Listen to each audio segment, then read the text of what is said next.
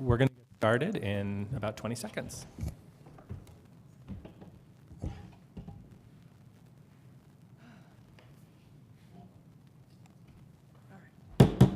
I'd like to reconvene the study session of our Monday, January 28, 2019 Governing Board. Study session at 4 o'clock at 4:15 at the district office. The first item is item number 4, action items. Our first is the TEP easement East Campus. Mr. Sylvan, would you do us the honor of reading the recommendation? Thank you, Mr. Chair. The Chancellor recommends that the board authorize the Chancellor or designee to execute an easement with Tucson Electric Power Company to provide a service connection to the solar array at the East Campus. Do I have a motion to approve the recommendation? So moved. Second? Second. Is there any discussion on the item? Hearing none, all in favor of the item signify by saying aye. Aye. Aye. The motion carries unanimously. Item number 4.2, contracts TEP easement Northwest Campus. Mr. Sylvan. Thank you, Mr. Chair. The Chancellor recommends that the board authorize the Chancellor or designee to execute an easement with Tucson Electric Power Company to provide a service connection to the solar array at the Northwest Campus. Do I have a motion to approve the recommendation? So moved. Is there a second? Second. Is there any discussion on the item? Hearing none, all in favor of the item signify by saying aye. Aye. The motion carries unanimously. Item number 5 is for discussion, a 5.1 assessment of the eLumen update presentation and discussion regarding student learning outcomes assessment and eLumen assessment software tools. Chancellor Lambert. Yes, well, good afternoon. I've asked Dr. Bruce Moses to come and just share with the board the actual eLumen tool that we're using as part of our student learning assessment system so that you can see firsthand what that looks like. But also, this comes out of concerns expressed, as you know, at an earlier board meeting by our Faculty Senate representative. So I thought it'd be just easier for you to just see firsthand what we're talking about, and you'll see how simple, non-complex, I should say, this tool is. Bruce?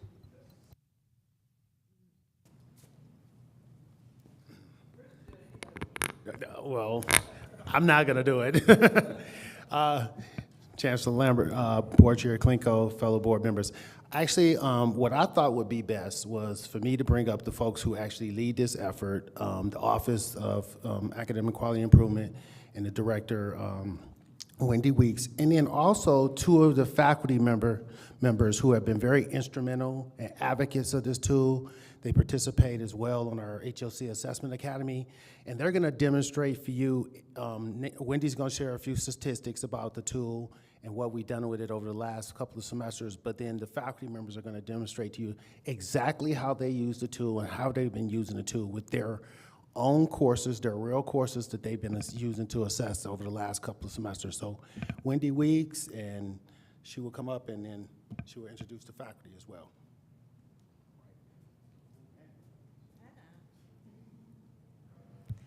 Thank you for having us. I would like to introduce our office, and this is the extent of our office.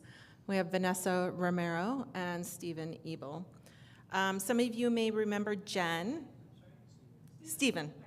So some of you may remember Jen. Jen's no longer with us. So temporarily, Stephen has taken over as our data analyst, and he's got some of this presentation as well.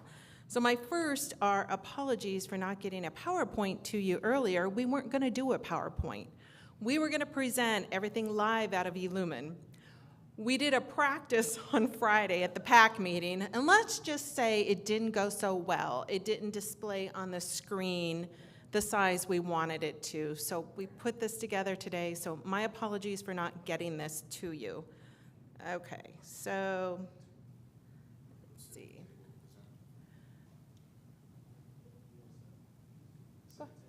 Oh, sit at the table. Okay, I can sit at the table. Thank you. Okay, so our current progress, future implementation, and we'll take questions. So for eLumen, we implemented it in spring of 2018 with a pilot program of 6 programs. In summer, a couple of people trickled in and said, hey, would you train us? In fall, we spent entire fall training those who wanted to be in the system, who voluntarily chose to be in it. And I will say the number of people who wanted in, we did not have the capacity to train. The 3 of us spent evenings, weekends, at all these campuses. So we worked 7 days a week up till 10 o'clock some nights and 6 o'clock a.m. to meet the needs of our adjuncts. Wendy, I'm sorry. I'm going to just ask you to back up for just a second and tell us the whole purpose of the eLumen. Maybe you're going to do that, but what are we doing? We're assessing student learning outcomes, right? Correct. So what does that mean? So we have 3 types of student learning outcomes at this college. We have course learning outcomes. So if somebody teaches a course, when they're done with that course, what are the students expected to know when they're finished? We have program learning outcomes. For the program, let's say nursing, when you're done with the entire program, what has that entire program trained them to do? What are the outcomes the nursing department expects? And this is true of all of our programs. And we also have general education learning outcomes. Our general education learning outcomes, we have communication, we have diversity. There was something that was decided on back in May of 2015. So those are the 3 types. We have been doing a fair job to the best of our ability with course and program learning outcomes, but it's really, really difficult when we could be offering of a given course 50 sections of it across all of our campuses, our high schools, and those kind of places. We needed a system that would bring all of this data together so we could look at a course as a whole. Not only could we look at it as a whole, but we actually needed to disaggregate the data. So, for example, I was asked in early December when the HLC was here, can you show us how your underage students are doing compared to your traditional students? And my answer was no. We can't do it. We don't have a system that does that. So that's something eLumen can do. We can also aggregate data, but disaggregate it.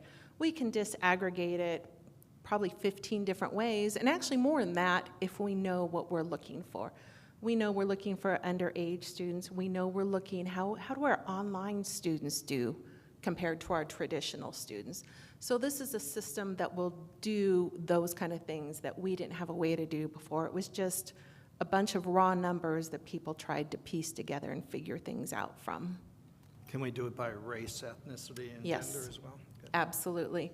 And we do have it already broken down in the system by age groups. So it's not like we have, how does a 21-year-old do, a 22-year-old? We have groups that we've put in there.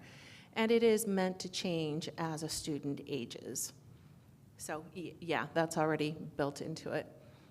So in fall, we trained, the 3 of us trained 200 faculty members. And I felt that if we hit 180, kind of a 90% mark, that we would be doing pretty well. Well, when all the data finally came in from fall semester, we had 423 faculty in there. So in other words, what was happening is whoever we train, we're training other people as well. So 423 was incredible. We were surprised, we were shocked. So we actually have more data in the system than we were anticipating. So 38% of the faculty assessed college-wide in the first term, much higher than we expected. We were shooting for 15 to 20%. We almost, if we're looking at 15%, we doubled it. But 26% of the course learning outcomes were assessed, and the remaining courses were still assessed using the previous SLO interface that was homegrown and built from the college.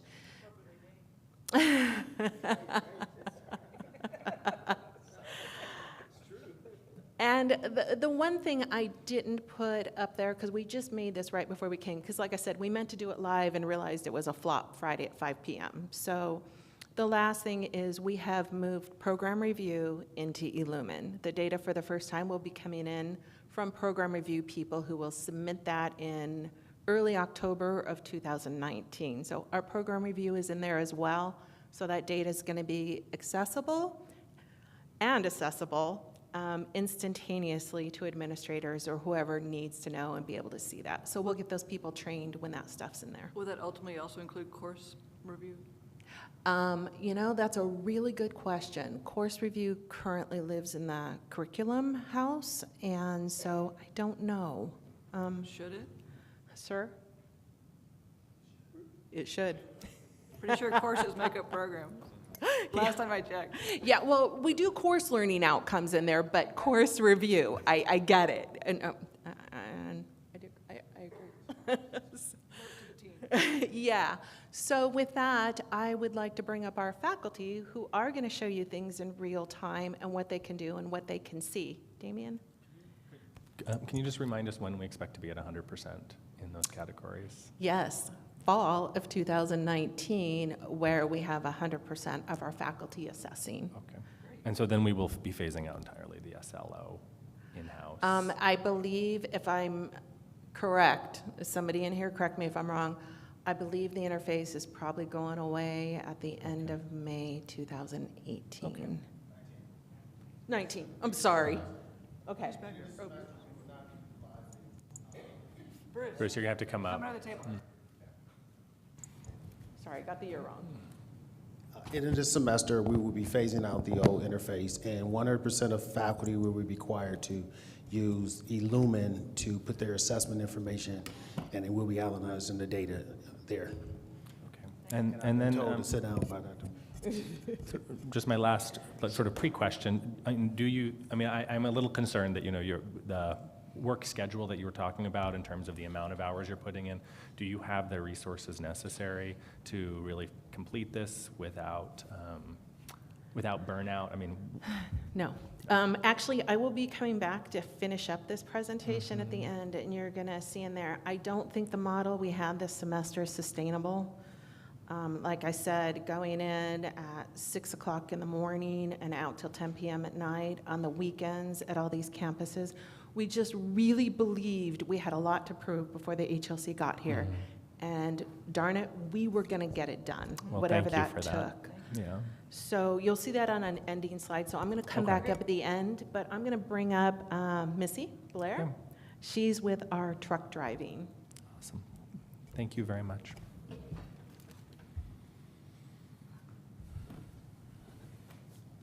Good afternoon, Chancellor Lambert, board members, Chairman Klinko.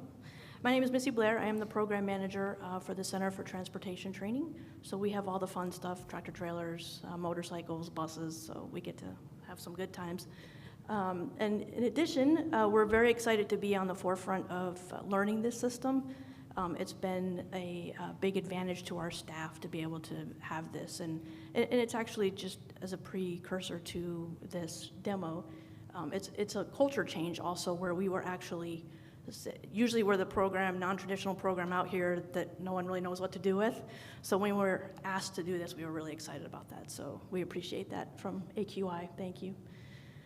So this is one of my screens here, the SLO assessments, assessment information. These are our assessments. So we have our CLOs, and I should back up a little bit. This is a screen as a discipline coordinator. So as a program manager, I don't necessarily have the faculty role, but I have the discipline coordinator role. So I am able to go through and look at these, what the instructors, we have staff instructors, what they enter into the system. What am I looking at?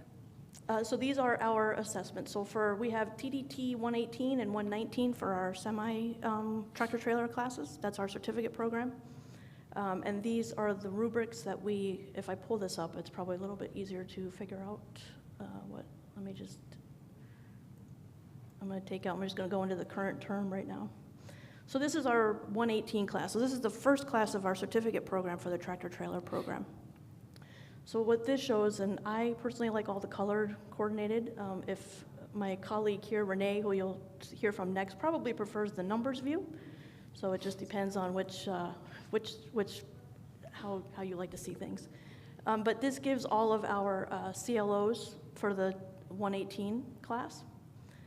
And this comes in from when the instructors, they go through and click the assessments for each student.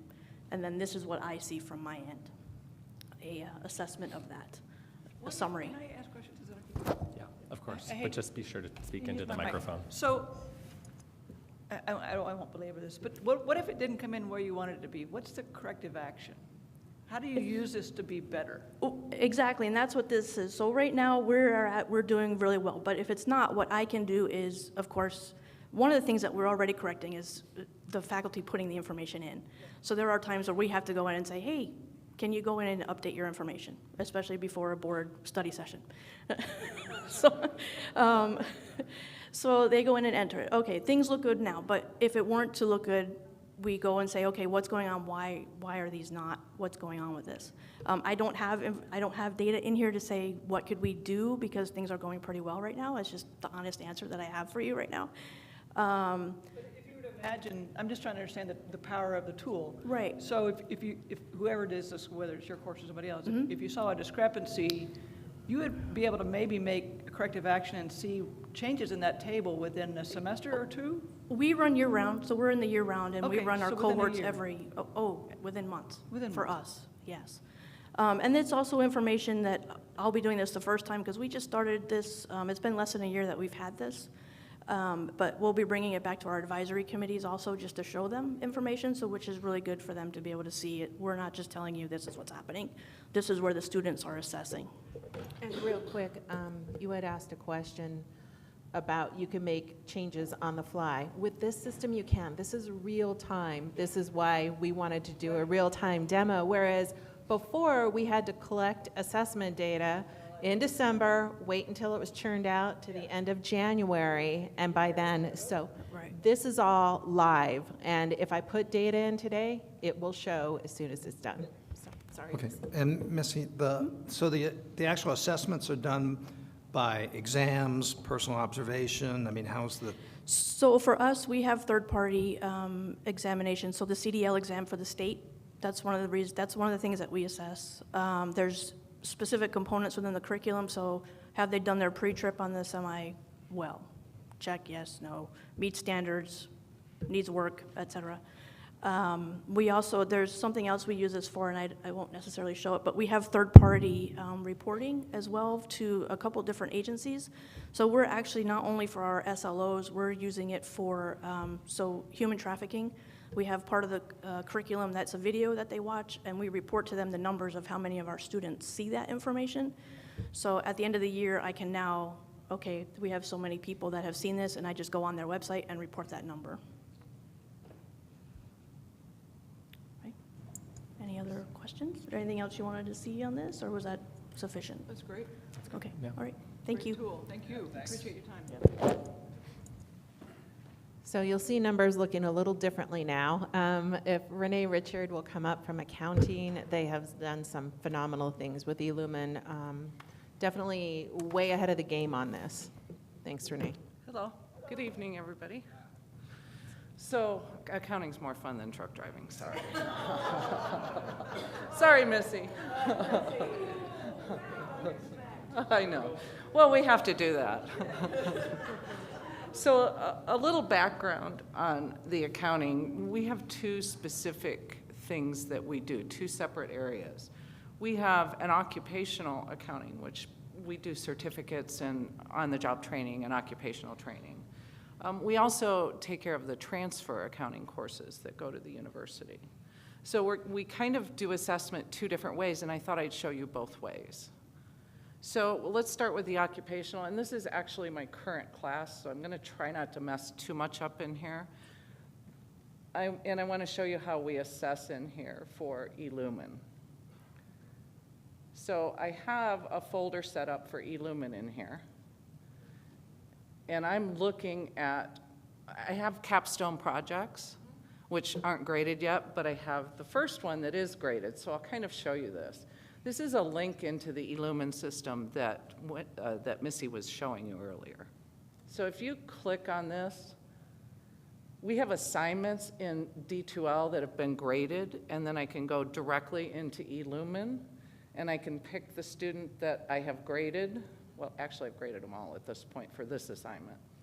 And I can see their grade down here. And then I can actually just choose where they fall on my spectrum. So I just click. So we do it per student. So this student, and please ignore the name, I apologize. So this student was able to generate and examine financial reports, and she exceeded expectations in that area. She got 30 out of 30. If she had fallen within the acceptable range, 70 to 79, I would have just clicked that. And that's really how simple it is. How do the students get this data? The students get their feedback in their assignment. So if I were to go to their assignment, which is a separate area, they don't see this area, but that feeds into this. So I go to their assignment for that one, which is this one. And again, I'm not going to scroll down through all the names, but hers would be in there with her feedback, actually the feedback from me and her grade. And relative to the rest of the class, too? Yeah, they actually see that in D2L, and the grade book actually shows them that. Yes. Yes. Important point that Renee is working here is talking about here, though, and this is another place that we need to go with all faculty, is that eLumen interacts with D2L, which is our online course shell. All the faculty at the college have an online course shell in D2L, and we would like them to use, and we want them to use the grade book in D2L, because that is the only way the student can see those results you're talking about. And if they're not using that, they don't get an opportunity to actually see their results and see the feedback from the faculty member if the faculty member is not using that. So one of the other collaborations we have in the colleges with Michael Amick's area and online learning is that all faculty will be using the D2L gradebook, so they can do exactly what you just seen Renee demonstrate for you. That's mandatory, right, D2? Yep. Okay. And are we at 100% on that? Or are we getting? Fall 19, okay. Excellent. It's going to be revolutionary. So these are for courses that you actually do the assignments, the students turn the assignment into D2L, you grade it in D2L, and then you can assess it in D2L. They're not all like that. Our 211 and 212 courses are transfer courses. So we have a little bit of a different focus there. We work with the U of A and the other universities to determine outcomes, and then we want to assess those specific outcomes. So one of the ways that we do it is we use publisher software for all of the assignments, including exams. And the students take the assignments, or take the exams, they get their grades, but we have to pull these results from there. It's not too bad, actually. This makes it a lot simpler than where we were. So we can actually pull a report from the publisher software from an exam that lists the students and their scores. And I'm going to just move to the scores to pull the names off. And it tells us what they assessed on that certain outcome. There are several questions flowing into an outcome from the textbook that pinpoint what we want them to know in any specific area. So we pull this report, and it's really simple to pull, and we go to our eLumen. So I'm going to go in a different way now. And I go in as a faculty member. And I want to flip to 2018 so you can actually see some results, because we haven't assessed anything yet this semester. And so for exam 1, our course learning outcome 1, I can actually just go in using my report and click on the student's name, and again, tie it out to the textbook and say, what was their performance? Was it 80 to 100%? Did they exceed what we expected them to do? Did they just meet our expectations? Or do we need to work with them? Or did they just not take the assessment? Because sometimes that's true as well. And we just click down through the names and mark the spots. How do we integrate this with dual enrollment, or do we? So dual enrollment has access to eLumen because all of them are faculty that are in this system. Our dual enrollment is in here. Now, I will say that is an area we need to work on because it's not being done. So it was last semester, it was very difficult just to get out to all the places we did, let alone the high schools and who's there. Because one thing Renee's kind of touching on here, unlike the faculty interface, this thing's so malleable, it will set it up for however department wants it. If we have time left, I'll show you how my department has set it up. So we can make this malleable to each department and what they want. And Renee has her set up a couple different ways, depending on which program she's referring to. So for the transfer courses, we align our outcomes with the university's outcomes for the same courses? Is that Yes. what we do? Okay. We do with the University of Arizona anyway. We work really closely with them. In the past, we've had issues where they've called us and wanted to meet as a department and said, your students aren't coming in prepared. So this is one of the ways we can make sure they're prepared. We need them to be prepared. And, you know, one of the biggest benefit of this system is how quickly we can react.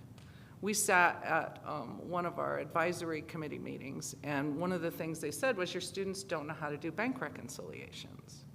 So we started tracking it back through the system and tracked it down to what course we should be starting with and looking at the results and moving to the next course and moving to the next course. And we're able to bring up those results rather quickly and address them. It's a huge deal for us. We like to be nimble with this, and it really is. So all of our faculty work really well with the system. We all meet, we talk about the outcomes, we make changes based on them, and sometimes we can do that right in the middle of a semester. We don't have to wait. That's great. Any other questions I can answer? Dr. Hay, I want to get to your dual enrollment question a little bit more. One of the things I would like to see if we can move towards in the colleges, we can be able to code our dual enrollment courses so that we know, like Wendy talked about earlier, about how do our underage students do. Then we can actually identify those underage students because their CRN is coded, so we know that those students are high school students. And then we can compare them to the regular student population. So we want to get to that point too, where we're capable of doing those type of things, and also compare through different modalities. How do our students do in a course compared to, and I know Renee's doing this, online courses. Renee has a lot of online courses where she's comparing her online accounting courses to her face-to-face or her hybrid courses and be able to disseminate and disaggregate that data that way too.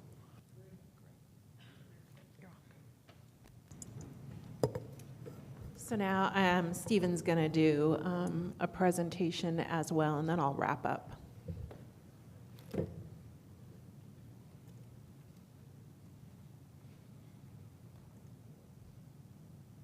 Wrong one, sorry. That's it.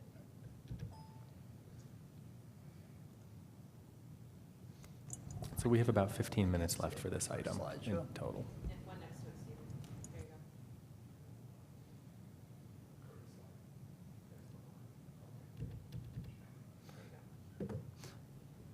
Okay, so what I'd like to show you is kind of where we are and where we're going with our implementation. So much of what we've been doing has been focusing on the course learning outcomes and just getting the data into the system for those outcomes. But all of that data feeds into larger streams and other things that we want to assess, like the general learning outcomes and the program learning outcomes. So this chart up here kind of shows you what we've been getting into the system. The blue bar represents all of the everything that has an assessment within the college as far as course learning outcomes. So as you can see, we have like about 7,000 of them. It's a lot of course learning outcomes. I put the raw number there, that way you could see the scale of the assessments that we're working with. The red line represents how many people actually assessed. And sorry, I can't actually see this. And the blue line at the very top is the mapping. Now, when we say mapping, this is kind of a neat feature of the eLumen system, is we say that if a student meets an outcome, a course learning outcome, then by doing that, they're also hitting a general learning outcome or a program learning outcome. And so instead of assessing all of these things in two or three different screens for each individual student, which would be very taxing, we can map it all together, and that's retroactive. So for all the data that went in the fall, once the mapping is in, we'll be able to see the general learning outcomes for the entire institution all put together. But as you can see, with the blue bar, we've only done about 6% of the mapping for the college.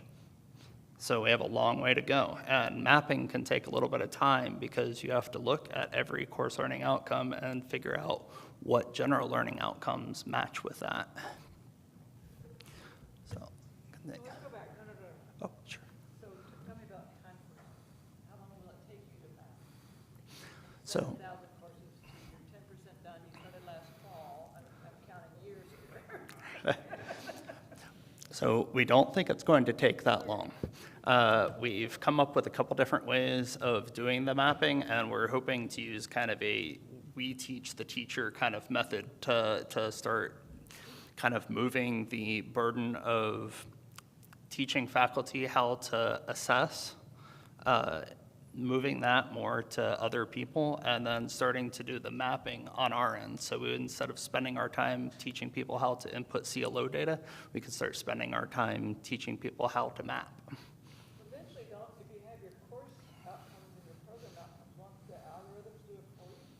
You have to do each of it by hand? You have to, am I on? Can you hear me? Okay. You have to literally say this course learning outcome, so let's take a chemistry 130 class. So then we have the program. Of those CLOs in there, let's say hypothetically there's 5, where do they map to? Do they map to communication? Do they map to diversity? Do they map to quantitative analysis or qualitative? It really is a long, tedious process. It's done, exactly, it's done. So unfortunately, or fortunately, there's a lot of upfront work, but once it's done, it's done. For every new course, you would map it. Exactly, you map it on the front end. It says, before you add this, please map it. So, yeah. So part of the way that we've been able to shift some of this, this training, so we're not going out to individuals every time, is that we've created a series of videos that walk faculty or discipline coordinators through how exactly to do this. So I'd like to show you one that I made.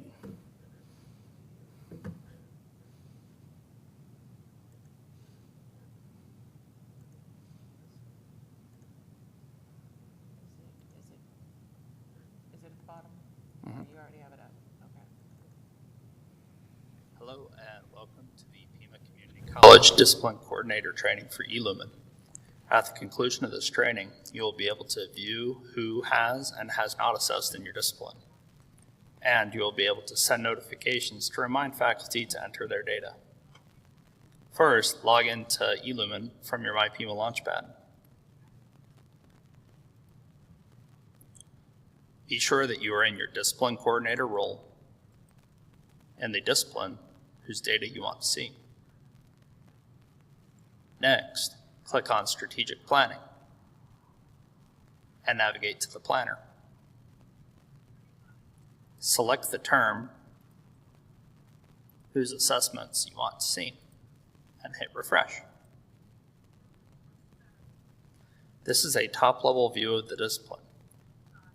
you can see that 59 of 62 assessments in this discipline were assessed in eLumen for the fall term.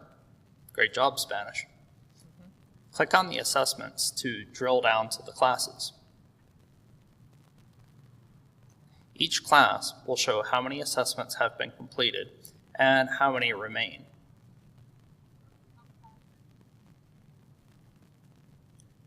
Click on the assessments to drill down to the CRNs. Green icons represent completed assessments. Blue icons represent CRNs that do not have completed assessments. Red icons are ones that are past due.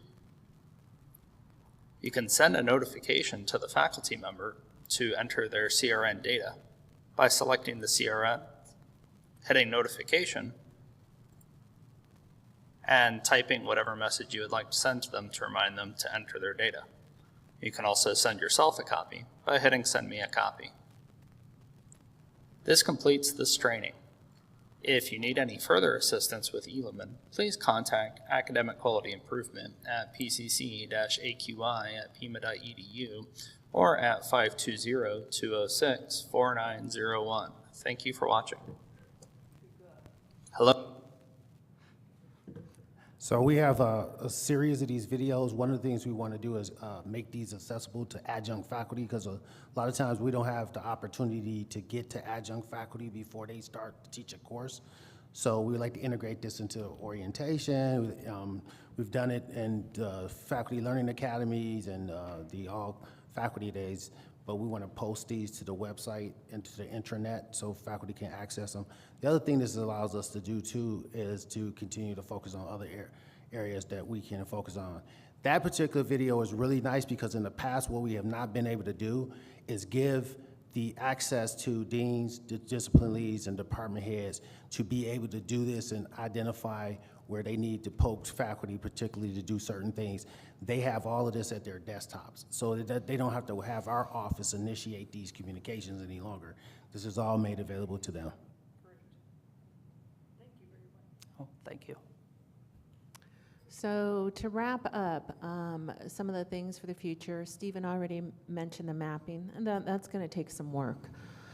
Engagement with student affairs to move co-curricular assessment into eLumen. So that is something we are working on. We have one pilot that's underway now for spring semester.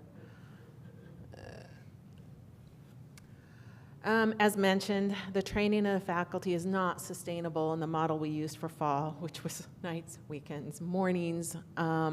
So we are looking and are requesting, we have an SLO coordinator position that is not filled. There's nobody in that position, but we have the money set aside for it, and we'd like to convert that to a program coordinator. We are going to facilitate creating process for assessment and program review that is linked to evaluation of operations planning and budgeting. We know this is a deficit that's going to probably be identified in the report that comes back. And in addition to that, once we're able to do that, we have to close the loop college-wide in program review by assessing student learning, saying, hey, if we funded this or we funded this software package, how did it work? Did the students improve? Did you get back what you were expecting if you got this product or the resources that the college put into it that you requested? So that's our future. We have been working with D2L, with Jan and Michael, getting deans trained in some of these areas. We did one last week at a dean's meeting, so we are starting to now work on administration, but couldn't really do them sooner because there was no data in the system to train them on or to look at. So with that, we'll take questions. So, I mean, I would just say, Chancellor Lambert, I mean, I think we need to make sure that we get them the resources they need to be able to effectively achieve this goal. I mean, I just don't want to have 2019, hit and we're still in the fall and still, be using the old system because we're not fully there. So if we can just make sure that we are making resources available to support their requests, but also maybe additional support even, because I mean, just hearing, the amount of work that they put in to just get to that 38%. I mean, it just sounds like they're going to need more help. So, I mean, and thank you, for your incredible contribution and getting ready for the HLC visit and making sure that we've gotten this monumental task underway. And we just want to make sure that it's successful. Thank you so much. Good job. Thanks. So I just want to add and really underscore the work that Bruce, Wendy, and the team have done. I mean, they've gone above and beyond to do it. They personally took this on and made sure they worked with the faculty, and they inputted the data for the faculty. So they made it easy on the faculty to do this. And as you heard, that's not a sustainable model going forward. So that's what's going to shift. We'll make sure we get the resources there so that we can get to that next level where we have to be. Thank Bruce you. and then Mark. So let me just say, this is a great example of we identified, some other people identified a problem that we had, and of the action taken to rectify the problem. So I thank everyone involved. I'm really impressed. We're just light years away from where we were when we first were made aware of this issue. Secondly, evolving learning outcomes. So Renee mentioned that, advisory committee told her about an issue. We try to align to the university. So how do we constantly look at how are these outcomes? I'm sure that many outcomes just change over the years. So I will say Renee's program, there's a couple others like that, but I will say they're in the minority of looking at how they function within some of the university systems. But that is, number one, what we are encouraging, and I think a lot of our outside accredited programs are pretty good at that. So some of the struggle comes with, for example, we've got some with 12 and 22 still, and we've sat down and talked and talked and talked. That is not sustainable, it's not feasible, and we're really not getting from it what they need. But they're all over the spectrum, and they're in the minority too, so don't let me, make that appear like it's across the board. It's a bell-shaped curve, really, and most of them are right in the middle, and we are working on that for even some people who don't have third-party accreditation. They do have accrediting bodies that they aren't accredited with, but we should still be looking at those and seeing what those are and meet those. Dr. Moses, any closing comments? Yes, I just wanted to say, I really want to thank the faculty members who literally grabbed onto this, became advocates for it, did the work. They never moaned and complained about how much work it was. And I'm the only person that's on our assessment work group that does not teach at the college. And I think that is really where we wanted to take this from the beginning, for this to be faculty-led and faculty-driven, and it has been. And I think these folks are just going to continue to do great work in this area. And thank you, Mark. Thank you, board members who were here when we first made this ask to get a new system to do this work. And I think it's already paying the dividends that we expected it to when we asked for you guys to approve the purchase of this software. And I think you're just going to continue to see great things come from this. Again, we'll be doing program review, we will be doing course review, we will be doing assessment throughout this software, bolts right on the D2L. Michael Amick has him and Jan Kisser have some more ideas about how we can expand the use of it and his collaboration with D2L. So I think we have a great product to move us in the future. Yeah, and I would like to say I'm really excited to see what the HLC report shows. I really believe they're going to see the huge progress we made, but I know we still have deficits, and I think what may come across well is we know what those deficits are, and we have a plan. And I really think that's going to be recognized, so I'm looking forward to seeing what comes out. So thank you all. Great, good. Thank you very much. Okay. The next item on our agenda is 5.2, preventing sexual harassment. We're going to have a public comment and call to the audience. So I'm going to read that, and then I'm going to read some opening remarks, and then I'll invite our public comment. The Pima Community College Governing Board welcomes public comments on issues within the jurisdiction of the college. Generally, the total time for public comment will be limited to 45 minutes, and comments will be limited to 3 minutes per individual. These times may be modified by the chair or board chair, and I think today we'll offer 5 minutes to each speaker. Individuals sharing comments are expected to communicate with decorum and respect. Individuals who engage in disorderly conduct or who use divisive or insulting language may have their time reduced or concluded by the board chair. At the conclusion of public comment, individual board members may respond to criticism made by those who address the board, may ask staff to review a matter, or may ask that a matter be put on future agendas. Members of the board, however, may not discuss or take legal action on matters raised during public comment unless the matters are properly noticed for discussion and legal action. Finally, be advised that internal college processes are available to students and employees for communication. Ladies and gentlemen, my fellow board members, Chancellor Lambert, colleagues and guests, continuing national attention has been focused on the persistent issue of sexual harassment and sex-based discrimination. Disgraceful words and unconscionable actions occur throughout our society, including, as we've surely all witnessed, at the highest levels of industry, entertainment, the media, government, and education. Sometimes they're subtle, and all too often they're appallingly blatant. These events, though deeply troubling, have nevertheless forced a national conversation that has brought long overdue justice to long ignored victims, spurred by passionate movements demanding meaningful change, and caused all of us, in our own way, to look inward and ask, how could this have happened, and how can we prevent it from happening again? Pima is not without its own troubling past, but it is not a past we deny or attempt to excuse by saying those who are responsible are long gone. It is a past we have learned from, and it is a past we will endeavor and have endeavored to overcome. This is why we're here today, to discuss all the ways that Pima has learned from its past, to share all the steps we have taken to make our college the secure, respectful place that all members of our community deserve. This is also the time to consider whether there might be additional steps we could take. Pima is a special place. It's not just a community college, it's a community, and sex-based discrimination and sexual harassment, and harassment of any kind, has no place in our community, nor does anyone who would engage in such vile and intolerable behavior. Thank you all for coming today, and for taking part in this important discussion, and for putting your trust in all of us to ensure that Pima Community College will always be a community where everyone feels safe and where everyone is treated with dignity and respect. And the first person I'd like to invite up is Vicki Cook.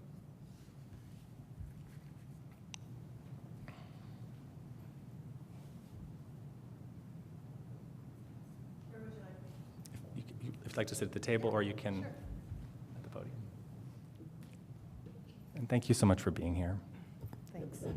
Does this work? Yeah, okay. I appreciate your words. Hi. I appreciate your words. I do appreciate that the college, first of all, I appreciate that you're extending it to 5 minutes, because 3 minutes is a really hard time to try to learn anything from anyone. So I'll try to keep it within 5. The college has gone through this firsthand. Sexual harassment. What I feel is missing is that there has never been any discussions with the women that it occurred to. And so that's what brings me here today. I think that it's only been forced as a national discussion because of women coming forward. And that does not happen at this college, for the people that it happened at this very college. So I'm Vicki Cook. I haven't met any of you. Thanks for having me. I'll briefly introduce myself. I was a student at Pima College, became a faculty member, taught for 5 years. I taught history. Before I became an administrator, I was a division dean, and then I was a vice president. I worked really hard at this job and mastered it really well, moved up quickly, and gave it everything I had. Then myself and at least 8 other women that came forward, we think there's plenty more than that, were sexually harassed by the former Chancellor, Roy Flores. I was scared to come forward. He was, after all, the Chancellor, and had a big cadre of protectors around him. It seemed like a futile endeavor to take on. But I did come forward. I told 2 campus presidents, who are my direct supervisors, told HR directors, and finally the college lawyers. What followed for me was a quick dismantling of a career that I had worked my entire life to build. I now teach at the University of Arizona, and I attended a sexual harassment forum in which we talked to some experts, and they talked about not only prevention, but how to deal with the aftermath after complaints already come forward. It's the latter that I'd like to talk to you about for a couple minutes today, because I think that's what was done really poorly at the college. The woman's name who they took the information from is an expert who's been working on it for 3 decades. Her name is Deborah England. Her first consideration is this: be sure to treat the complainer with professionalism, respect, and compassion. The complaining employee is the victim and not the cause of the institution's problem. In my experience, it was exactly the opposite. As I mentioned, I told my supervisors what had occurred. I went to HR. I was repeatedly told pretty much the same things, and that's this: that it was my complaint would get me fired, that it was his word against mine, and that I should just stay away from him. At public board meetings, when we finally did come forward as a group, the women, board members referred to the women both in the meetings and in private as liars, disgruntled employees, crazy, underperformers, and much worse, if you can imagine, because of the nature of the accusations. I told my story dozens of times to no avail. I will say that probably one of the most damaging to me was the last time I told my story was to you two gentlemen, in which I was told that my story did not add up. I came into a meeting in which you were speaking to my former attorney without my permission, without my knowledge, and that my story didn't add up. I have collected data from about 6 different sources, including your records, HLC, my own records, my ex-lawyer's records, and they do add up. And secondly, Jeff telling me that what happened to me did not constitute sexual harassment. So respectfully, what I'd like to say to you gentlemen today is you were wrong then and you're wrong now. Secondly, England says, do not protect the company's self-interest over accusers' rights. Here's what happened, I'm sure you've read in the paper. 8 women came forward. We went to the college attorneys. We didn't know that each other existed. I was so nervous to go forward in this setting that I was throwing up beforehand. We were scared. We sat around the Deacon Senior offices. Alice Callison was the woman who was speaking to us, the lawyer that was speaking to us. We all told our stories. It was very clear there was corroboration. The details matched up. Our stories were very similar. You could tell that she knew what we were saying was true. However, instead of addressing the damage that was done to the women, that information was then taken back to the then chancellor, and we were told from Alice Callison, don't come forward. We all said, we will come forward in a court, we will speak up, we will do what we need to do. We were discouraged from doing so, saying that we wouldn't want our names associated with sexual harassment. So they took that fear, the attorney and the college took the fear that we had and used it against us, really. A couple days later, the chancellor left with a very, very substantial exit package. Many of his few lower down people, including the provost, did the same right afterward. The amount of money that was spent by the college to get rid of the problem without admitting any guilt, without hearing from the women, is really just unfathomable. All of our stories were credible. All of us were willing to come forward, and we were afraid, and we were taken advantage of because we were afraid. We watched silently as the guilty parties exited with a lot of security. Third, England says, do not engage in retaliation, including in threats of termination, discipline, demotion, changing accusers' responsibilities, or isolating the accuser by removing her from committees or leaving out from meetings, for example. All of this and much worse happened to me. I was taken off every committee in about a 2-month time that many of them I was chairing as high-level hiring positions. I had direct reports were taken away from me. I was reassigned several times, not knowing where I was supposed to report. Finally, I was given 48 hours to vacate my administrative offices and move back to faculty or lose the career that I had built. I was also told I couldn't go on to any campus, which made it impossible for me to work. I worked from home And every day, nearly every day, I got FedEx communications from the college telling me something different. Where I was going was something different. I was going to report to somebody else. I was constantly told if I didn't follow directions, I would be fired. It was pure harassment, it was retaliation, and it was pure hell. 4, England says, follow established procedures. The employee should not feel the complaint is being ignored or the company has conducted a one-sided investigation. I want you guys to make no mistake, there were really very few procedures put in place, and every single one of them reported to either the provost or the chancellor, who were obviously attempting to keep these stories quiet. Many have asked why we didn't get attorneys and talk to them. I did. I spent about $10,000 of my own money attempting to bring forward what I knew was right. I hired Gary Cohen, and Gary said he would help me keep my job if he could, but he wouldn't address sexual harassment because no one wanted to take on the college. So my point being, there was very few places in which we could go. There was no direction. Next, take appropriate actions against the wrongdoers. As I mentioned earlier, the college did everything to professionally and financially protect the sexual harasser and his enablers. It doesn't even touch at all what the women had to deal with after the fact, and most of them have had a lot of challenging situations as a result of that. But lastly, what I'd really like to say is this.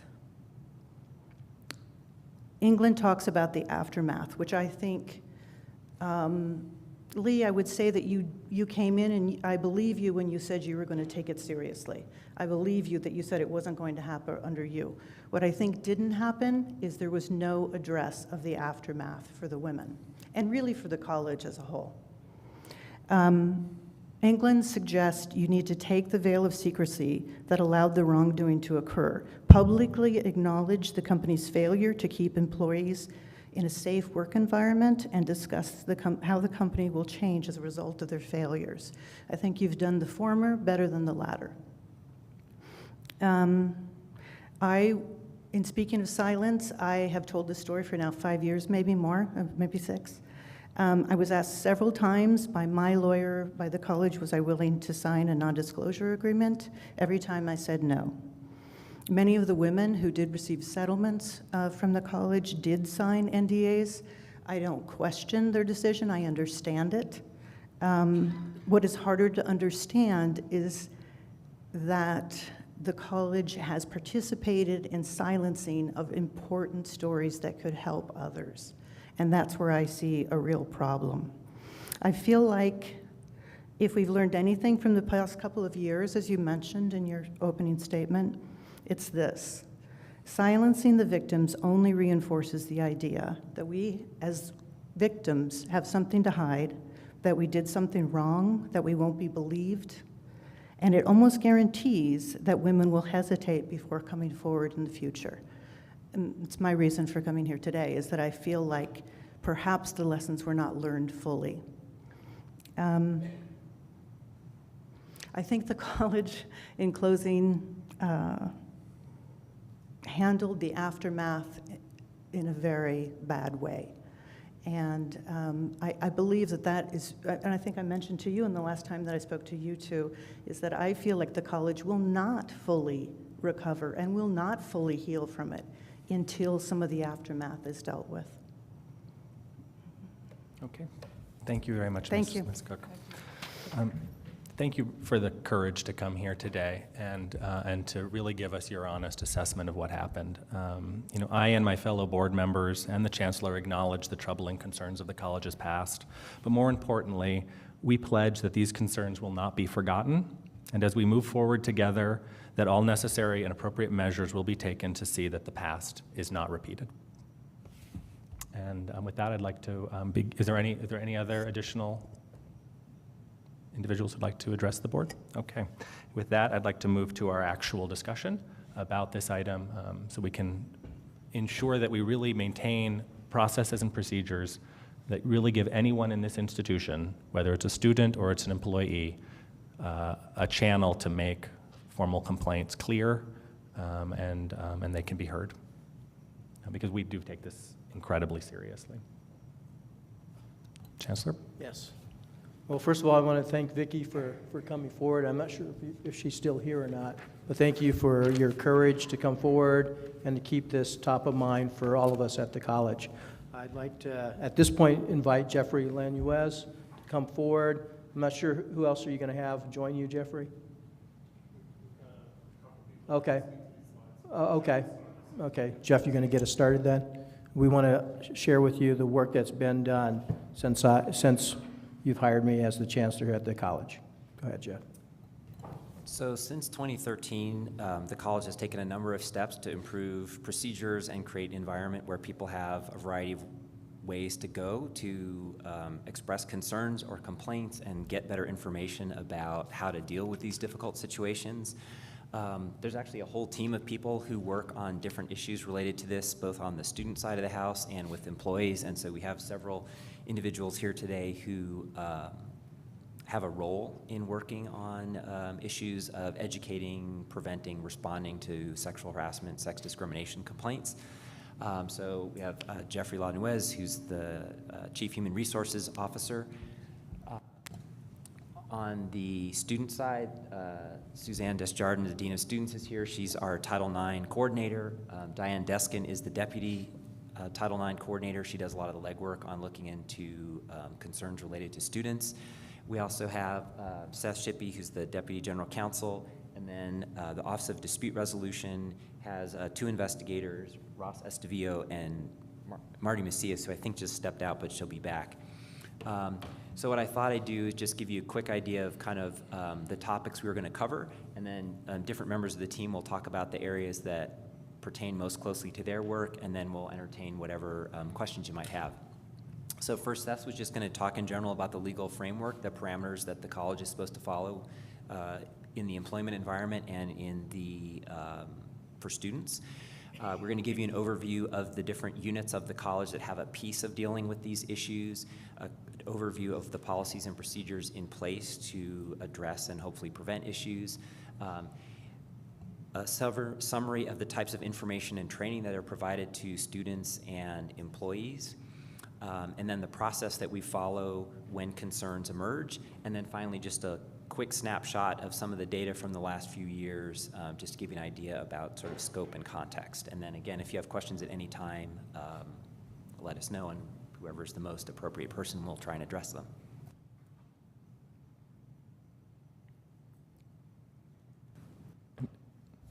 And just so we can keep on time, I mean, if we could finish by 6 sharp, if not earlier. Thank you. So good afternoon. Okay. As Jeff said, I'm Seth Shippey, the Deputy General Counsel, giving you a brief overview, and I do mean brief, of the various laws that we have to comply with in terms of how these matters relate to our students and to our employees. So looking at the first slide here, the first and probably the most significant, especially for students' purposes, is Title IX. Title IX is part of the Civil Rights Act of 1964, and essentially it says that no person, not necessarily no student, I'll get to that in a moment, may be excluded from participation in, denied the benefits of, or subjected to discrimination under any college program or activity. In effect, that's just students, although it could apply to visitors, it could apply to employees, but to my knowledge, there has never been a successful lawsuit that was brought by anybody except a student. There have been a couple attempts, but they didn't go anywhere. So and that does apply to campus activities and programs that are on campus or off campus. Off campus if they are significantly connected to a college program or activity, such as an away game for a sports team, for example. So what that prohibits is discrimination, harassment, sexual violence, and unequal access to programs and activities on the basis of sex. Second part there is the Jean Cleary Act. If you haven't heard of this before, there was a pretty heinous crime committed back in 1986. The family of the student who was assaulted and murdered had raised the issue that if they had known, if she had known about the security issues and what was found to be systemic security issues at the institution, she never would have gone there. As a result of that, there are now some requirements. There's legislation that has been passed that requires us to publish crime statistics about what happens here at the college, as well as what our policies are for crime prevention.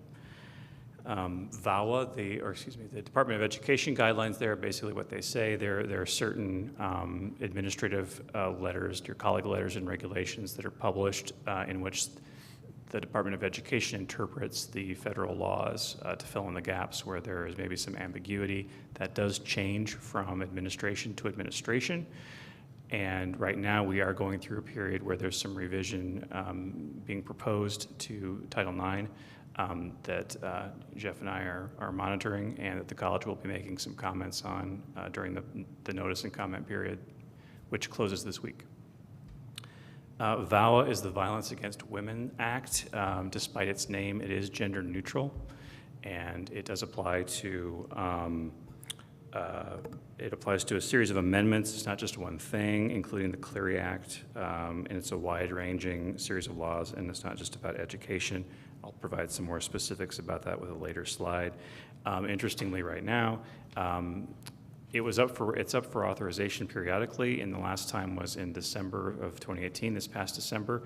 Because of the government shutdown, there was no reauthorization, so it's technically right now there isn't a reauthorization, but it is part of the January 25th 3-week extension of the budget. So hopefully we'll have a reauthorization here soon enough.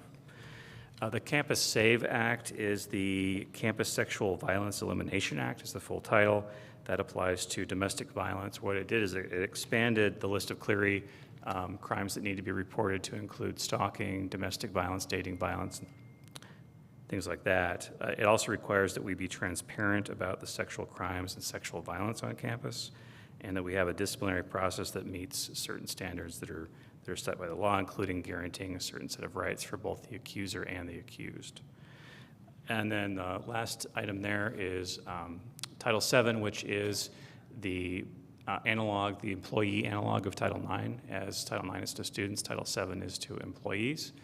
And that, as it says, prohibits sex discrimination, harassment, and retaliation in the employment context.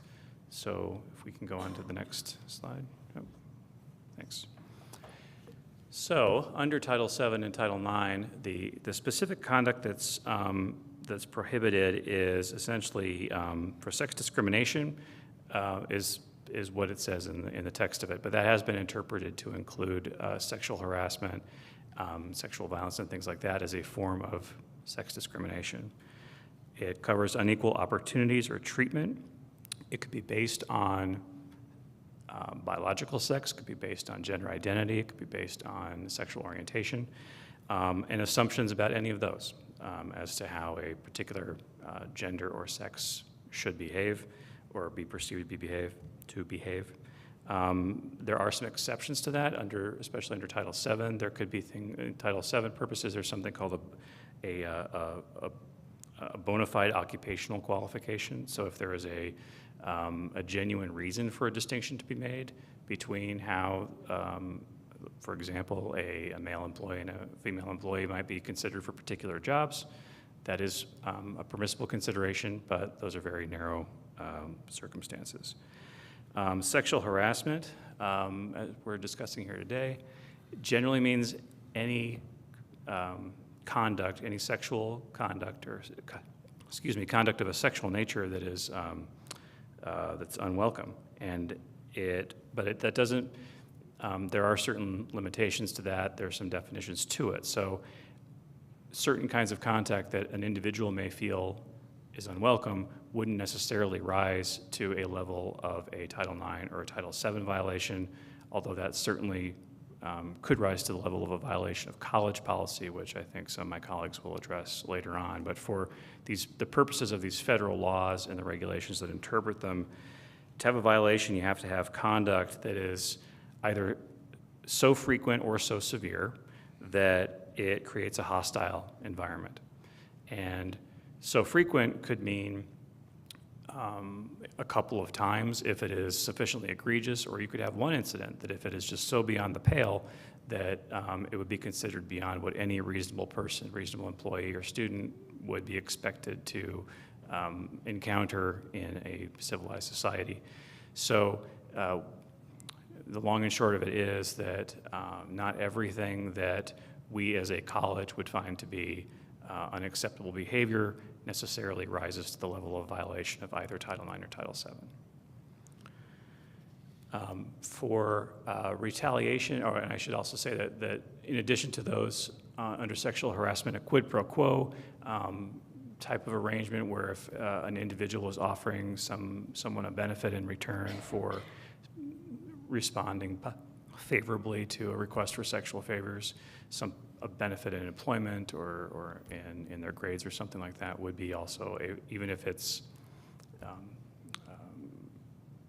just proffered and not something that's been required, it certainly could be seen as a form of sexual harassment.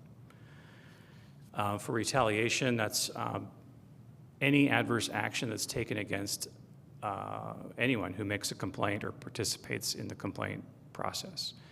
That adverse action is very broad, but at the same time, it does not prevent the college from taking action where necessary if an individual has transgressed an employment policy or something. And generally there has to be shown a direct but-for causation. So if, for example, an employee has made a complaint about sexual harassment or discrimination, and that employee later on were to not meet certain benchmarks of their position, the college wouldn't be precluded from taking the appropriate employment action that it would with any employee under those same circumstances.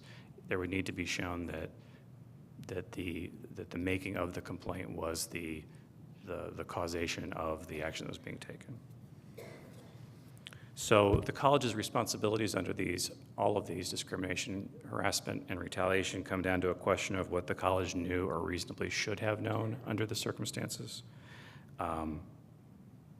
If either of those exist, then we're required to take immediate and appropriate steps to investigate. And if the investigation yields a finding that sexual discrimination, harassment, or retaliation occurred, then we must take prompt and effective action to end the harassment, prevent its reoccurrence, and to remedy its effects. And here we have our own policies that all of those apply to, and also take them a bit further under our BP 510 and AP 51003. So on our final slide here, the vow requirements that I referred to a little bit ago, these are I won't be repeating it, but they're generally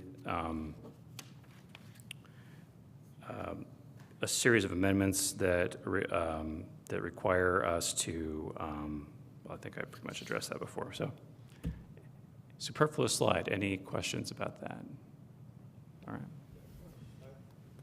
I do. So I'm looking at the board policy so board policy BP 5.10, that is our equal employment opportunity, ADA, non-discrimination, anti-harassment, including sexual harassment. It shows that it was adopted in April of 13. It's scheduled for review and update. The last review was June of 15.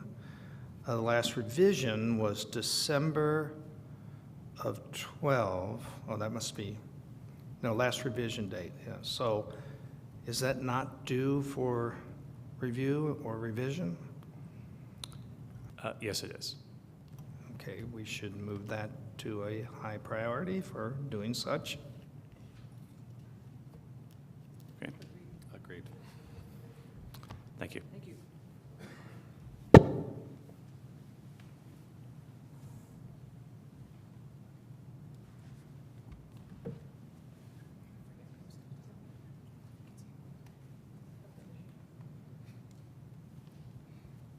All right.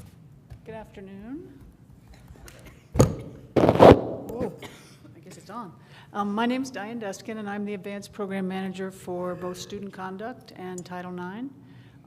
So even though some of these things don't really fall under my area, we do interface. And I want to say that I think it was said initially, but one of the biggest changes that I've seen, and I was employed in the EEO office many years ago, is the communication and the interrelationships and the interfacing between the departments that you see here, but also the departments that you'll see on one of the next slides has increased substantially. That's been a huge change.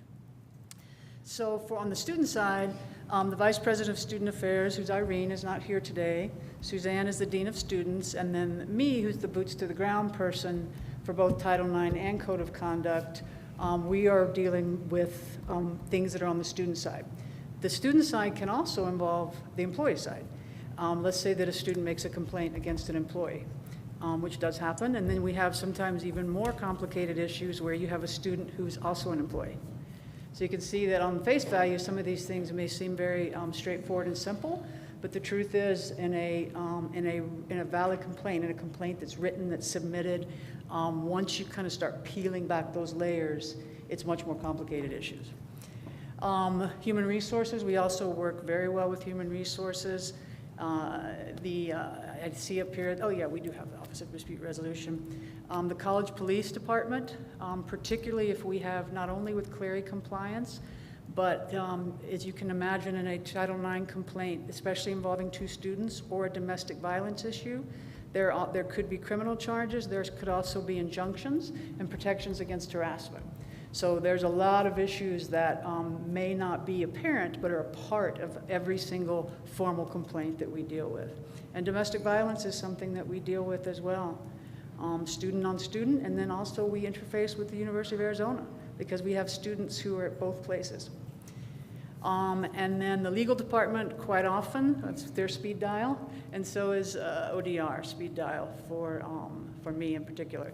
The other thing I would say is that one of the biggest changes I've seen is the level of communication that we have with the Office of Dispute Resolution and how we are getting ahead of complaints, meaning that something that may be reported much earlier and before it has had a chance to escalate, particularly on the student side. And that's still, while I say that's one of our strengths, that's also still one of our weaknesses.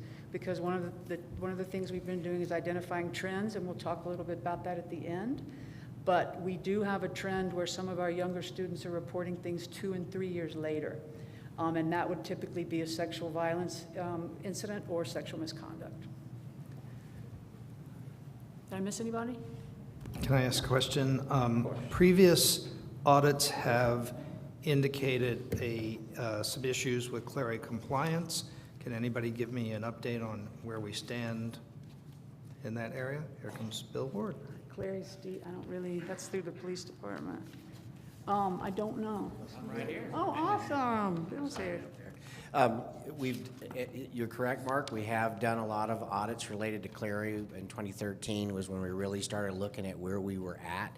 And in my opinion, I think the college did have a lot of issues at the time, and one could say we may have been out of compliance with Clery. But since that time frame, we have done major audits. We actually brought in a new position, our Clery compliance officer for the district, who works with everybody here, and we've worked very hard to get on track. And I strongly feel that we are compliant with Clery now. I mean, it's an ongoing thing, as the chancellor alluded to you guys in one of his meetings recently, which he sent me some information that we're going over now, that it sounds like there may be more changes coming related to Clery, especially when it relates to who we consider a campus security authority.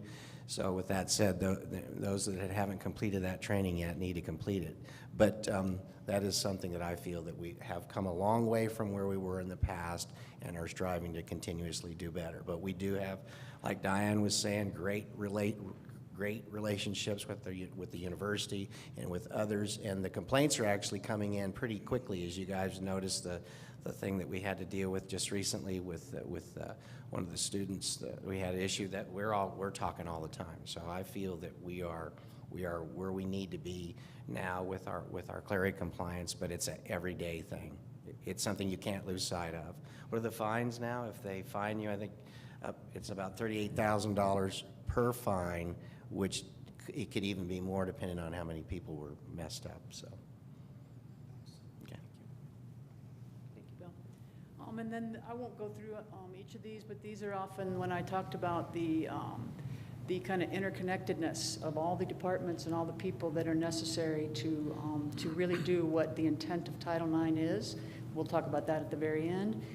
We actually interface with these people on a daily basis, depending on the complaint. And some of the highlighted ones I would say is that important under Title IX is that ADR, the Access and Disability Resources Office, handles pregnancy and parenting accommodations under Title IX. Title IX has some specific requirements for that as well, and they're very strict. They do a great job with that. We also stay in touch quite regularly in case there's any problems with those accommodations, because they're different than ADR accommodations, so often it can be confusing to faculty. And John Howe, the director of ADR, does a great job of meeting one-on-one with faculty when there's a question about what's the difference in this accommodation versus an ADR accommodation. I'd like to highlight, we've talked a lot about our relationships within the departments in the college, but one of the other things I've seen that's really changed is our relationships with the community resources that are out there. So I'm a part of a working community group that includes police, the University of Arizona, Title IX folks, mental health providers, nurses, through SACASA, which is the Southern Arizona Center Against Sexual Assault. They have a monthly meeting, but they're also an amazing resource for students who may have been assaulted or had a sexual misconduct, something happened to them recently or even in the past. All the services are free. They're available 24 hours a day, and they are offered bilingually. So that has been a great resource. We've even taken students ourselves there, and the police have helped us with that when a student wants to go right away. The same with Emerge, which is the Center for Domestic Violence. As I think I said before, sometimes the domestic violence ones, which we may forget about in sexual harassment and sexual misconduct, are often some of the most complicated because, so if you look at it like on the employee side, you might have to look at areas where is this employee working here and another person's here, and it doesn't change much, right? A student's schedule changes every semester. They may be at 4 campuses. They may be in 3 clubs. So those are a lot of moving parts that we have to work on with that. And these areas, these resources in the community have really helped us with that. And then the behavioral health services and providers as well. And I'll even include in here, which we didn't include, are the MIS teams, the mental health police teams for both the sheriff and the police. We think about those in terms of maybe behavior assessment and conduct, but they've also come up in Title IX issues in assisting us, and we've developed some very good relationships. Thank you. Someone tell me if it's not me that's supposed to be next. Jeff, that's you. This one's not. I think it's not me. Doing the training. Who do you want to talk about this? I can do it. I have no problem. Yeah, so basically, and I think Seth went over some of these already. Seth has been also very instrumental. We got the website and the web page information for Title IX, which had always been fairly limited, expanded greatly. It has a much better presence, much easier for a student to know where do I file a complaint, how do I file a complaint, what's the different ways I can do that, and then some links to some other resources as well. So that's been a big improvement. But I think he spoke about the most of the published guides. Yeah, you can see the information for pregnancy-related accommodations, the personnel policy statements. The interesting part, and I think I told you that I'm also the student conduct officer.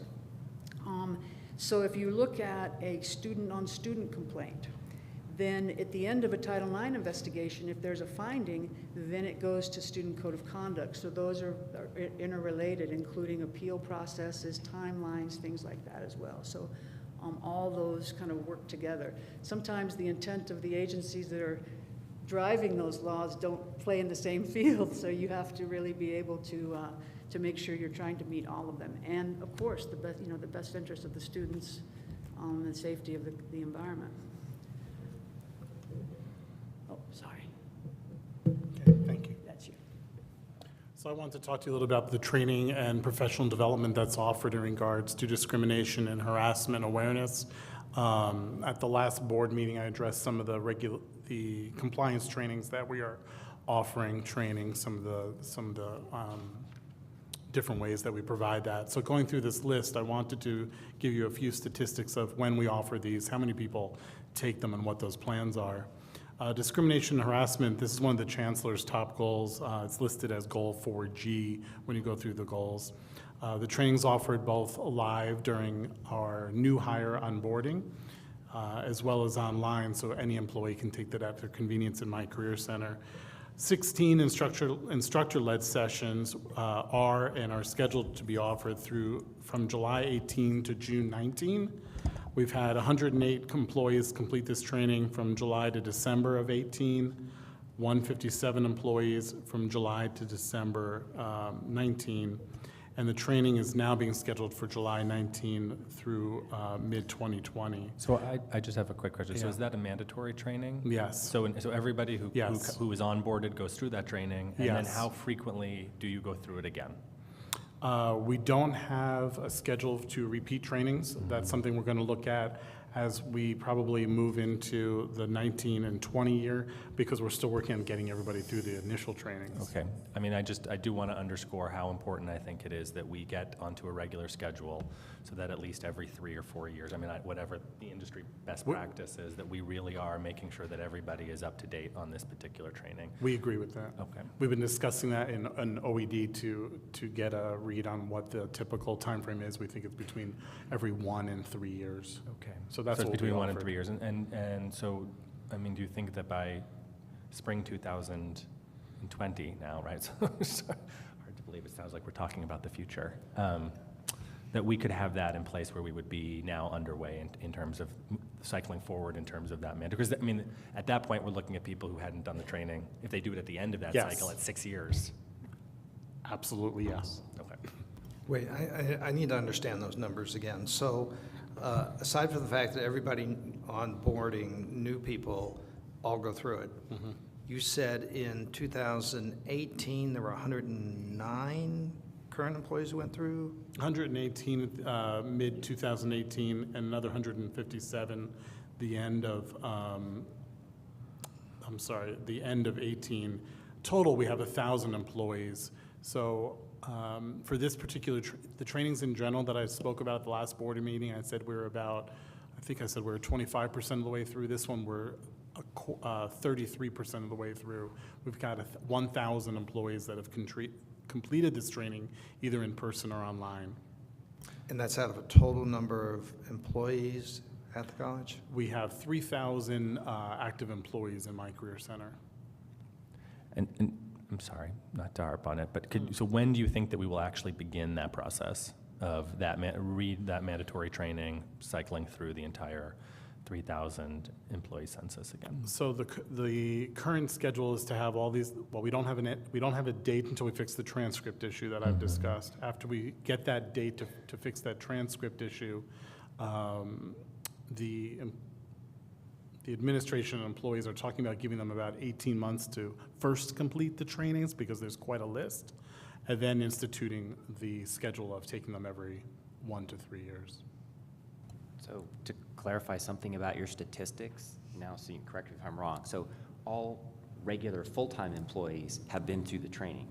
The area where we're catching up on is part-time employees like adjunct have not all had the training. So the I'm numbers counting all he's- employees. Right, so the numbers he's giving you are total employees. What happened in the year or two after Lee Lambert became chancellor is all employees, regular employees, were required to go through the training. So everyone who was here at that time has been through the training. All new employees received it. The area where the expansion is happening is to get all employees, including the adjunct or other part-time employees, to also be part of that training program. But in terms of that cycle, I mean, are we looking at a 6-month start time? Are we looking at a year? Are we looking at a year and a half to still get these other issues sorted out with our transcript? I mean, I'm just a little concerned that it's sort of this open-ended in the future.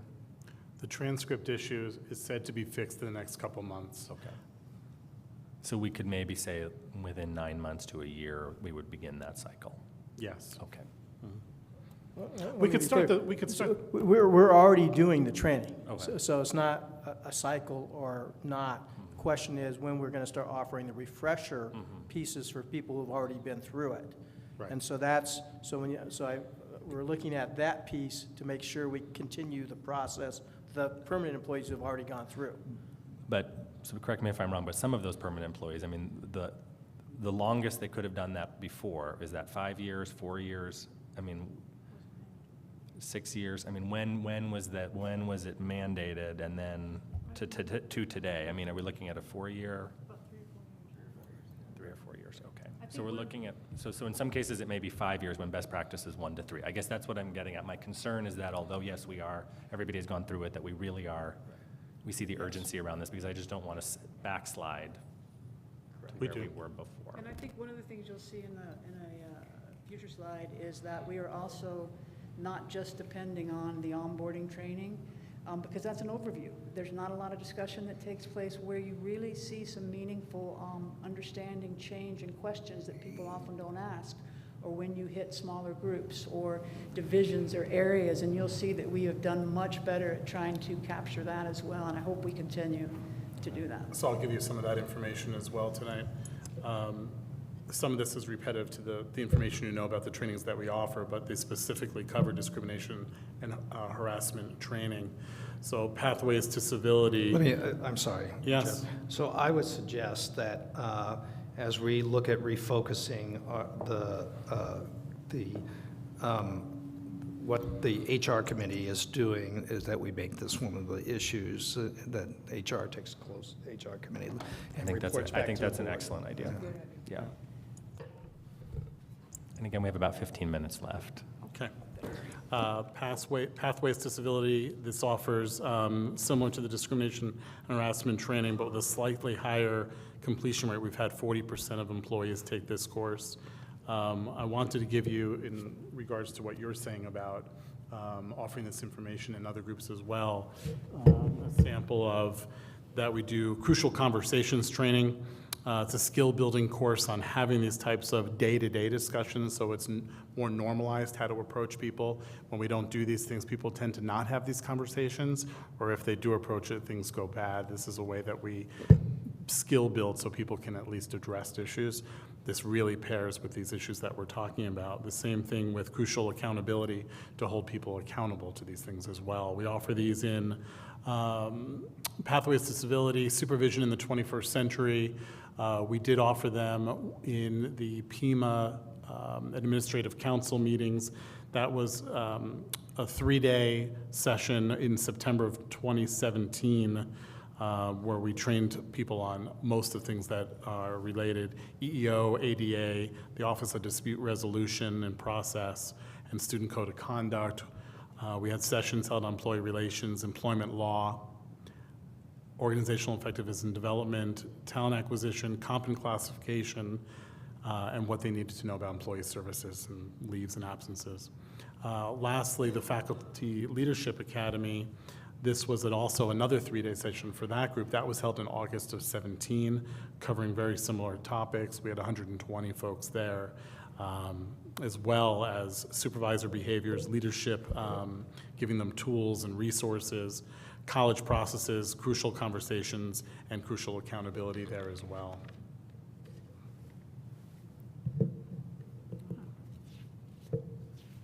Okay, this is me, I think. So I'll go quickly. I think that I will go ahead and highlight what I think is one of our weaknesses for Title IX for students, is that we do not have a way currently to capture all students. So we've been offering a lot of programming and a lot of training, but it's to smaller groups. So to get students right when they come in the door, is it going to be a part of their orientation? Is it going to be a video?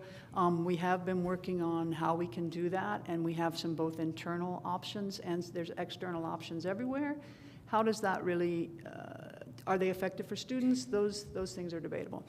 But there are some things. The University of Arizona does some very interesting things with many of their programs, not just around Title IX, but they utilize their own students to develop little videos and trainings that are done tied to a course. And then the students getting experience, the students are more likely to listen to another student. There's all sorts of kind of what you call incidental opportunities for learning and teaching that take place in that model. So we do have some things on the burner, but that is a weakness. However, we have increased greatly the numbers of trainings and programming we're doing for students, but we're not capturing all those students as they come through the door. I can tell you that in the last academic year, I've probably done 25 sessions with individual areas, groups. I do international students with every new cohort that comes in. That's very important because the laws are completely foreign to them, no pun intended. They don't know about any of this. So it's a great opportunity. It's also a small group, and we can have some really good discussions. I do the same thing with some of our TRIO programs, where you have a cohort that's going to move together through their time at Pima, through the grant, the TRIO Room programs, and you can have some really good discussions on reporting and consent and all that, and that's really what we need to reach with our students on this. As we said, Title IX materials included in the sexual harassment training for employees. Individual training or specific area training may be required following a complaint or an investigation. That's also can be a very effective tool. Take that opportunity. I am seeing a big difference in the number of calls I get from faculty just inquiring about a situation. That shows me, and it's completely anecdotal, but it really does show me that the awareness is building. So they're saying, you know, here's something that a student told me, and what do you think? And so that allows us, as I said earlier, to get ahead of many of these situations before they escalate. And then we talked about the, you probably can't read that very well, but you can see how much we've increased on the student side. But again, I say the strength of that is that we definitely increased the variety, the locations, the numbers of programming events. We've been capturing them in a much better way, but we still need to improve on the students as they come through the door when they're taking their very first class at Pima, and I believe as a part of that orientation process, and then better capturing as they move through too. And then I think you're up, employee complaint. Oh, my turn. Really quickly, this is just kind of the pillar of Title IX. I won't spend a lot of time going over it, but these three prongs are incredibly important. And you can take the time to look at it, but this is really what our model is based on and what we're always trying to improve. Okay, can you hear me? Okay, my name's Ross Estavillo, and I am one of 2 investigators in the Office of Dispute Resolution. I'll speak quickly. Obviously, we run out of time here. So much like the student side of the house, the employee side, employee complaint process, we have a process to follow, and it starts with the responsibility of specific individuals on this campus, administrators and supervisors of you name it. So meaning a supervisor of another employee, supervisor of a student, supervisor of a contractor, all have an obligation to report everything that's under our AP 510.03, which is the procedure for complaints of discrimination and retaliation. So that fundamental responsibility of each individual, that's where it starts on the employee side. Next.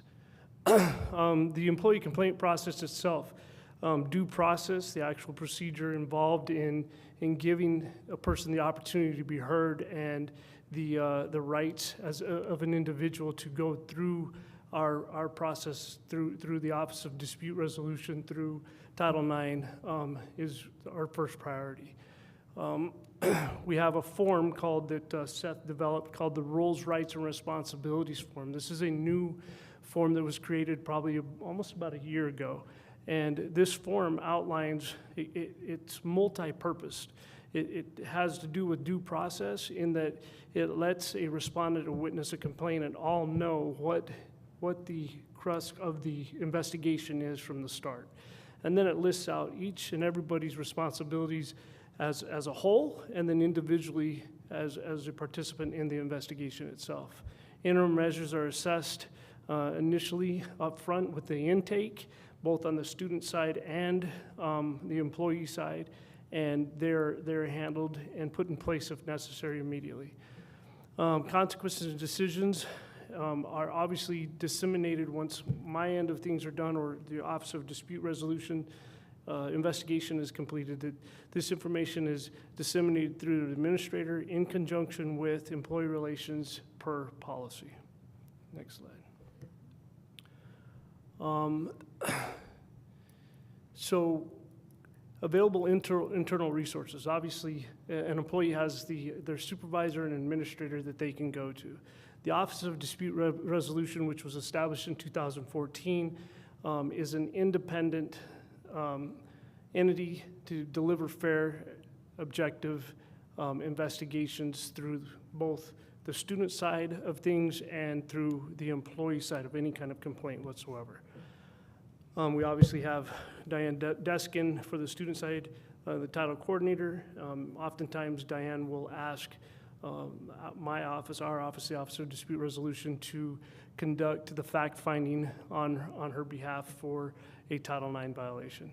And of course, we have human resources and employee relations. And much like Diane has said, the cohesiveness among those groups and entities are really solid, and we work well together.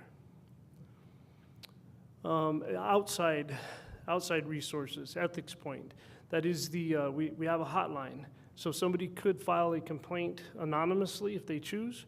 They can remain confidential, which are obviously two very different things. And anonymity comes with some limitations. However, we still have that resource available to all community members, to all students, to all faculty, staff, and employees. EEO, we have the outside entity of the Equal Opportunity Employment Commission, and then the Civil Rights Division of the Attorney General's Office for somebody to file a complaint. That's it.